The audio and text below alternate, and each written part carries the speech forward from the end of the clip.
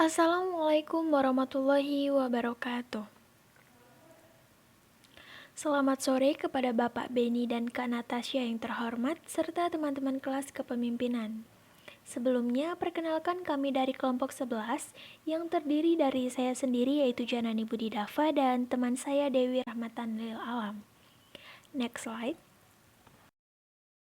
Pada pertemuan kali ini, kita akan berdiskusi 6 subbab yang terdiri dari penentu kinerja organisasi, bagaimana pemimpin mempengaruhi kinerja organisasi, kemudian situasi yang mempengaruhi kepemimpinan strategis, budaya organisasi, dan penelitian tentang pengaruh kepemimpinan strategis serta tim eksekutif. Next slide. Subbab yang pertama yaitu penentu kinerja organisasi. Next slide. Dalam penentu kinerja organisasi terdiri dari 5 komponen. Yang pertama, adaptasi terhadap lingkungan. Maksudnya adalah suatu organisasi akan lebih mudah berhasil jika memiliki respon yang cepat dan tepat terhadap suatu kondisi maupun situasi. Contohnya, mampu melihat ancaman maupun peluang ketika lingkungan eksternal berubah-ubah dan tidak pasti. Salah satunya adalah COVID-19. Yang kedua, efisiensi dan keandalan proses. Dalam hal ini, kita mengartikan efisiensi itu sebagai penggunaan orang dan sumber daya untuk melaksanakan suatu kegiatan dengan meminimalkan biaya maupun sumber dayanya itu sendiri. Contoh sederhananya adalah ketika kita ingin menjalankan suatu bisnis, tentu harus menekankan biaya pengeluaran agar lebih efisien. Sedangkan keandalan adalah proses menghindari penundaan yang sekiranya tidak perlu. Kemudian kesalahannya, cacat kualitas, atau kecelakaan. Contohnya misal kita memiliki usaha catering, lalu ketika kita sampai di lokasi consumer, pesanan consumer ternyata tidak sesuai dengan apa yang diinginkan oleh mereka, atau bahkan rusak seperti basi atau yang lainnya. Maka keandalan yang bisa dilakukan oleh suatu organisasi atau perusahaan adalah dengan memberikan garansi atau yang lainnya. Yang ketiga, ada sumber daya manusia dan hubungan. Jadi, ketika kita ingin memiliki organisasi yang handal, sesuai dengan visi dari perusahaan, tentu kita juga harus mencari sumber daya manusia yang sekiranya sesuai dengan standar atau kriteria yang sudah ditetapkan.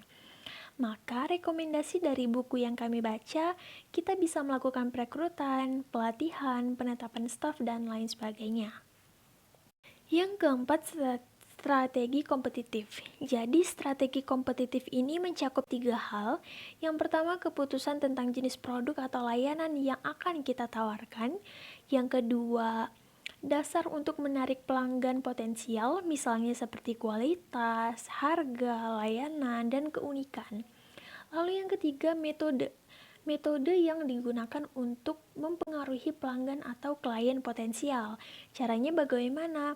Ya, dengan melakukan promosi, entah itu untuk perekrutan karyawan, pembukaan mahasiswa baru, atau ingin menawarkan suatu produk, maka semua itu akan berkaitan dengan promosi.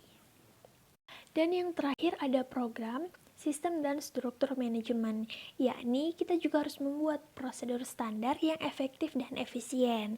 Contohnya program pengurangan biaya produk, maka alternatifnya kita mencari cadangan supplier yang lain sehingga organisasi bisa mengurangi biaya yang dikeluarkan. Next slide. Lalu bagaimana pemimpin mempengaruhi kinerja organisasi? Jawabannya ada di next slide. Jawabannya adalah dengan mengordinasikan kepemimpinan di seluruh tingkat dan subunit. Jadi, menurut Collins and Porras, sebenarnya suatu organisasi itu sulit untuk bekerja sama dan koordinasi dengan lintas level maupun subunit. Karena seperti yang kita ketahui, setiap bidang itu memiliki ideologinya masing-masing. Maka solusi yang bisa dilakukan agar pemimpin dapat mempengaruhi kinerja organisasi atau perusahaan adalah dengan membuat ideologi inti dalam tanda kutip yang sebelumnya sudah dikomunikasikan dengan manajer organisasi perusahaan. Jadi outputnya adalah kinerja dari suatu perusahaan itu atau organisasi itu akan semakin relevan. Kurang lebih seperti itu. Next slide. Sebab yang ketiga adalah situasi yang mempengaruhi kepemimpinan strategis. Next slide. Yang pertama adalah batasan pada eksekutif teratas. Maksudnya adalah kekuasaan dan kebijaksanaan menjadi lebih besar ketika CEO adalah pemilik utama atau pemegang saham perusahaan, atau ketika dewan direksi dengan mudah dipengaruhi untuk mendukung CEO.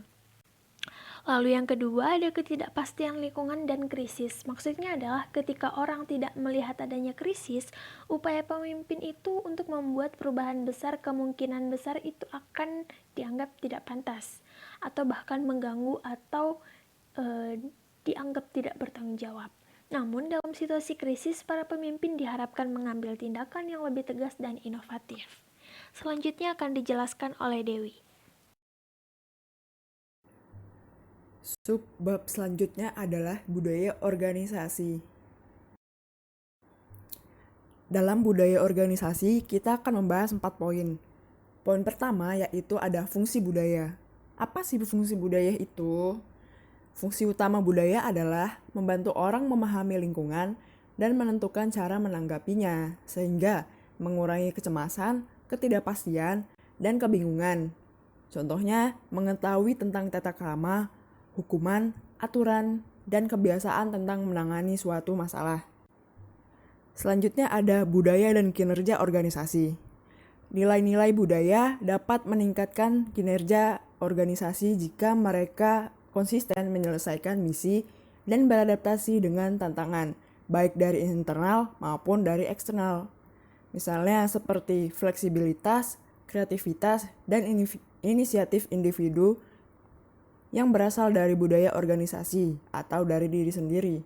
Sehingga ketika suatu organisasi atau perusahaan terjadi sesuatu, maka orang-orang yang berada di organisasi tersebut sigap untuk membantu menyelesaikan masalah yang ada. Yang ketiga ada pengaruh pemimpin pada budaya. Para pemimpin dapat mempengaruhi budaya organisasi dalam berbagai cara.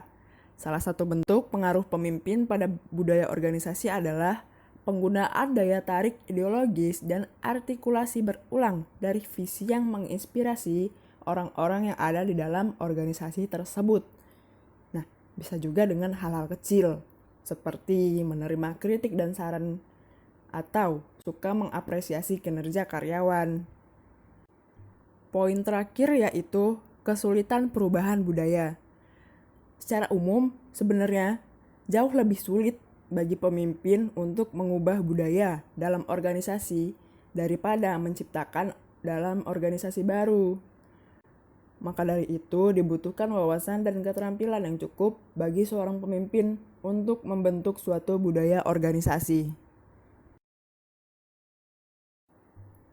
Subbab selanjutnya adalah penelitian tentang pengaruh kepemimpinan strategis. Yang pertama ada studi suksesi CEO, yaitu studi lapangan arsip tentang CEO untuk sampel perusahaan bisnis. Semua data berasal dari catatan arsip dan karakteristik penerus terkait dengan perubahan kinerja organisasi pada tahun-tahun sebelum dan sesudah terjadi. Dan ternyata studi ini terbukti bahwa perubahan kepala eksekutif memiliki efek penting pada kinerja jangka panjang suatu organisasi. Selanjutnya ada studi deskriptif keputusan dan tindakan CEO. Nah, ini seperti biografi, autobiografi, dan artikel majalah tentang organisasi dan pemimpinnya. Biasanya memeriksa jenis keputusan dan tindakan yang menjelaskan keberhasilan atau kegagalan organisasi selama beberapa tahun. Yang terakhir ada studi survei tentang kepemimpinan CEO. Jadi ini seperti karakter pemimpin tahun sebelumnya, budaya yang dianut, dan lain sebagainya. Nah, di subbab terakhir ada tim eksekutif. Yang pertama ada potensi peluang. Contoh sederhananya seperti pemimpin memberikan contoh case kepada beberapa tim. Tujuannya adalah agar CEO dan Dewan Direksi mudah menentukan di mana sih yang paling memenuhi syarat untuk menjadi CEO berikutnya. Karena seperti yang kita ketahui, CEO juga memiliki masa jabatan dan membutuhkan penerus, Sehingga alasan CEO memberikan contoh case kepada beberapa tim adalah untuk menilai siapa sekiranya yang layak menjadi penerus. Yang kedua ada kondisi yang memfasilitasi. Maksudnya adalah fasilitas yang dibutuhkan tim dalam menyusun maupun mengambil keputusan. Fasilitas di sini tuh bukan berupa benda ataupun uang ya, tapi melainkan berupa ideologi, gagasan, dan wawasan seseorang. Dan yang terakhir ada kepemimpinan tim eksekutif. Jadi suatu organisasi akan berhasil jika CEO memilih anggota tim yang memiliki keterampilan dan pengalaman yang relevan. Contohnya, apakah tujuan orang tersebut jelas atau tidak? Lalu tingkat konsistensinya baik atau tidak? Dan apakah ia akan memberikan tim keleluasaan yang cukup atau tidak? Sekian penjelasan dari kelompok kami. Terima kasih sudah meluangkan waktu untuk mendengarkan. Wassalamualaikum warahmatullahi wabarakatuh. Selamat sore.